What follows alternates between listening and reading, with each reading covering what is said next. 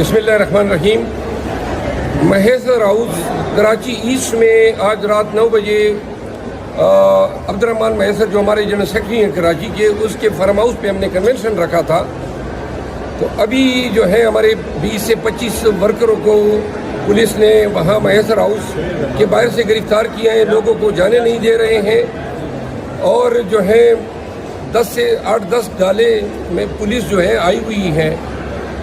ہمارا حق ہے، اپنی پرائیویٹ پراپرٹی میں کنونشن کر رہے ہیں، لہذا کنونشن ہم ضرور کریں گے۔ گرفتار کرتے ہیں، مارتے ہیں، پیٹتے ہیں، جو بھی کرتے ہیں۔